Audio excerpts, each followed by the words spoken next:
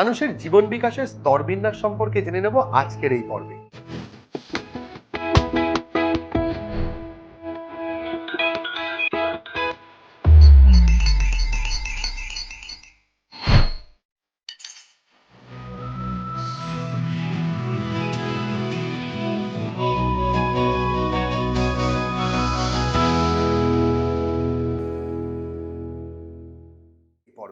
আর তাই আমরা চলে এসেছি সম্রাট আকবরের রাজসভায়।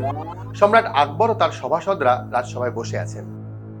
আর বীরবলের আসতে একটু দেরি হচ্ছে দেখে বাকি সভাসদেরা সেই সুযোগে সম্রাটের কাছে নালিশ করতে শুরু করেছেন। রাজামশাই অযথাই বীরবলকে বেশি স্নেহ করেন, ভালোবাসেন, প্রশ্রয় দেন। রাজামশাই যদি সুযোগ দেন তাহলে বাকি সভাসদেরাও দেখাতে পারেন যে তারা কতটা বুদ্ধিমান ও কতটা বিচক্ষণ। তারা আরো বলেন, বীরবল শুধুমাত্র সম্রাটের প্রশ্রয় পেয়েই নিজেকে বড় প্রমাণ করে থাকে, না হলে তার বুদ্ধিশুদ্ধি এমন বেশি কিছু নয়। সম্রাট আকবর হেসে বলেন, ঠিক আছে, আজ একটা পরীক্ষা হয়েই যা।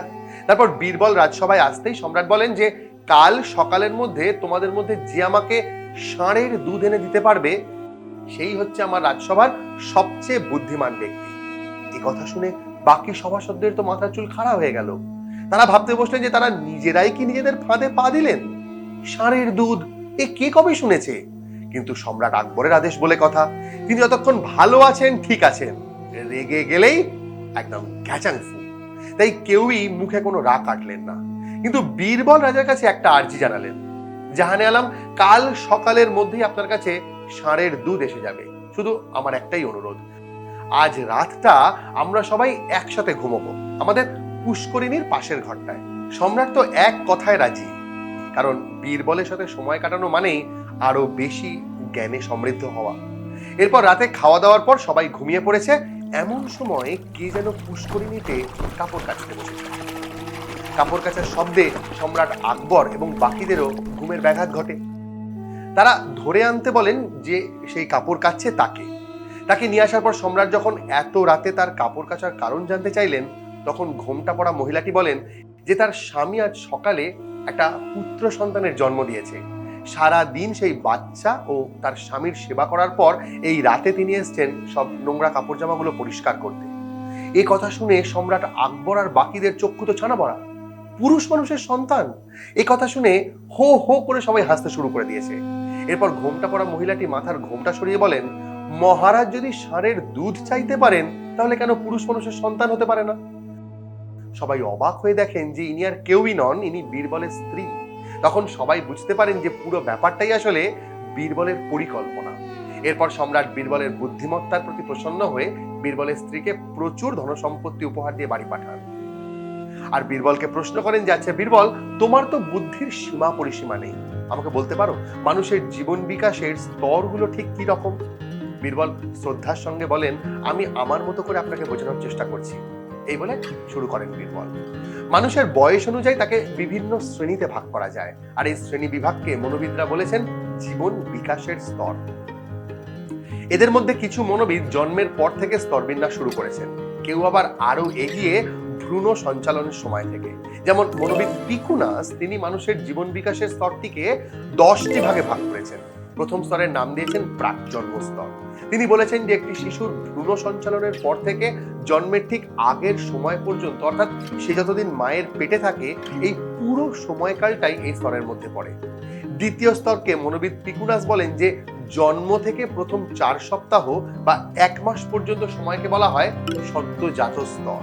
এরপর তৃতীয় স্তর অর্থাৎ প্রাক শৈশব স্তরকে তিনি 1 মাস থেকে 1.5 বছর বয়সী শিশুদের অন্তর্ভুক্ত করেছেন। চতুর্থ স্তরে একটা শিশুর বয়স যখন 1.5 বছর থেকে 2.5 বছরের মধ্যে থাকে, এই সময়কে তিনি বলেছেন শৈশবের শেষ স্তর।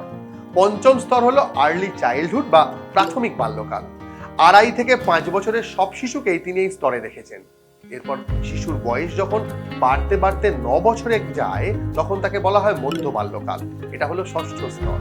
সপ্তম স্তরে অর্থাৎ প্রান্তীয় বাল্যকালে 9 থেকে 12 বছরের ছেলে মেয়েদের তিনি রেখেছেন এবং এখানেই বাল্যকালকে তিনি শেষ করেছেন। এরপর 12 থেকে 21 বয়সী সমস্ত ছেলেমেয়েরা, যাদেরকে আমরা কিশোর কিশোরী বলে থাকি বা অ্যাডোলেসেন্স বলতে পারি, সেটাই হলো অষ্টম স্তর। আর নবম স্তরে পিকুনাস প্রাপ্তবয়স্কদের দেখেছেন এবং তিনি 21 থেকে 70 বছর বয়সী সবাইকেই এই স্তরে অন্তর্ভুক্ত করেছেন।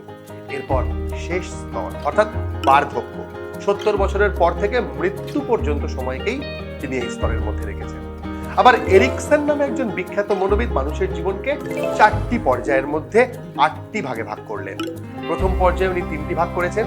প্রথম জন্ম থেকে 1 বছর পর্যন্ত, দ্বিতীয় 1 থেকে 4 বছর পর্যন্ত ও তৃতীয় ভাগে 4 থেকে 5 বছরের শিশুদের তিনি রেখেছেন। দ্বিতীয় পর্যায়ের একটি ভাগে উনি 6 থেকে 11 বছর পর্যন্ত ছেলে মেয়েদের রেখেছেন। তৃতীয় পর্যায়ের একটি ভাগে উনি 12 থেকে 18 বছরের পর্যন্ত ছেলে মেয়েদের অন্তর্ভুক্ত করেছেন। চতুর্থ পর্যায়ে উনি 3টি ভাগ করেছেন। প্রথম ভাগে 18 থেকে 35 বছর পর্যন্ত বয়সী মানুষদের রেখেছেন, দ্বিতীয় ভাগে 35 থেকে 64 বছর বয়সীদের এবং তৃতীয় শেষ ভাগে 65 বছর থেকে মৃত্যুর আগে পর্যন্ত মানুষদের অন্তর্ভুক্ত করেছেন। আবার মনোবিদ আর্নেস্ট জোনসের বিকাশের স্তরকে মাত্র 4টি ভাগের কথা বলা হয়েছে। তিনি শৈশবকালকে প্রথম স্তর হিসেবে ধরেছেন এবং শিশুর জন্ম থেকে শুরু করে 5 বছর বয়সের পর্যন্ত এই শৈশবকালকে তিনি রেখেছেন। 5 থেকে 12 বছর পর্যন্ত বিকাশকালকে বলা হয়েছে বাল্যকাল। এরপর 12 থেকে 18 বছর পর্যন্ত মানুষের তৃতীয় স্তর অর্থাৎ কৈশোরকাল এবং চতুর্থ স্তর 18 বছর থেকে শুরু করে পরবর্তী পুরো সময়টাকে প্রাপ্তবয়স বা ম্যাচুরিটি পর্যন্ত ভাগ করেছেন। এই পর্যন্ত বলে বীরবল থামে। আর সম্রাট আকবর বলেন যে সত্যি বীরবল, যেরম তোমার উপস্থিত বুদ্ধি সেরকমই তোমার জীবন সম্পর্কে, জীবন বিকাশের স্তর সম্পর্কে অগাধ পাণ্ডিত্য। তোমার সঙ্গে মিশে আমাদের অভিজ্ঞতার বিকাশ হচ্ছে। এই বলে একটি মূল্যবান রত্নমালা তিনি বীরবলকে উপহার দেন। উপহার ও সম্মান পেয়ে বীরবল খুব খুশি, আর খুশি হলাম আমরাও, কারণ আকবর ও বীরবলের কথোপকথনের মাধ্যমে খুব সুন্দরভাবে আমরা শিখে নিলাম জীবন বিকাশের স্তর সম্পর্কে সবটা। কি তাই তো? আজ তাহলে এখানেই শেষ করছি। পরের পর্বে আসছি শিক্ষা বিজ্ঞানের একটা ইন্টারেস্টিং ভিডিও নিয়ে। তোমরাও সঙ্গে থাকছো কিন্তু।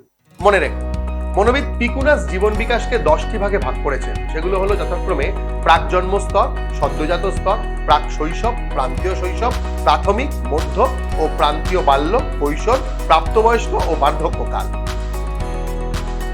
মনোবিদ এরিকসন মানুষের জীবনকে 4টি পর্যায়ের মধ্যে 8টি ভাগে ভাগ করলেন।